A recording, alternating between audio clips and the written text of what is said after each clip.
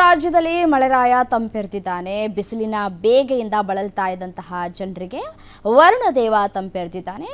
ಒಂದಷ್ಟು ಕಡೆ ಒಂದಷ್ಟು ಅನಾಹುತಗಳು ಕೂಡ ಸಂಭವಿಸಿರುವಂಥದ್ದು ಈ ಒಂದು ಮಳೆಯಿಂದಾಗಿ.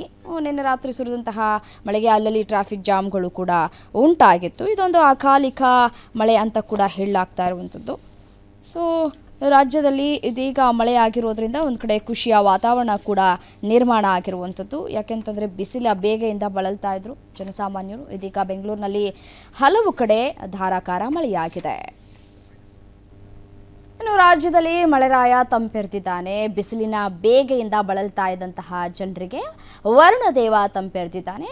ಒಂದಷ್ಟು ಕಡೆ ಒಂದಷ್ಟು ಅನಾಹುತಗಳು ಕೂಡ ಸಂಭವಿಸಿರುವಂಥದ್ದು ಈ ಒಂದು ಮಳೆಯಿಂದಾಗಿ.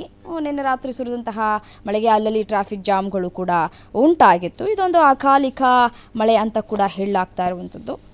ಸೊ ರಾಜ್ಯದಲ್ಲಿ ಇದೀಗ ಮಳೆ ಆಗಿರೋದ್ರಿಂದ ಒಂದು ಕಡೆ ಖುಷಿಯ ವಾತಾವರಣ ಕೂಡ ನಿರ್ಮಾಣ ಆಗಿರುವಂಥದ್ದು. ಯಾಕೆಂತಂದರೆ ಬಿಸಿಲ ಬೇಗೆಯಿಂದ ಬಳಲ್ತಾ ಇದ್ರು ಜನಸಾಮಾನ್ಯರು. ಇದೀಗ ಬೆಂಗಳೂರಿನಲ್ಲಿ ಹಲವು ಕಡೆ ಧಾರಾಕಾರ ಮಳೆಯಾಗಿದೆ.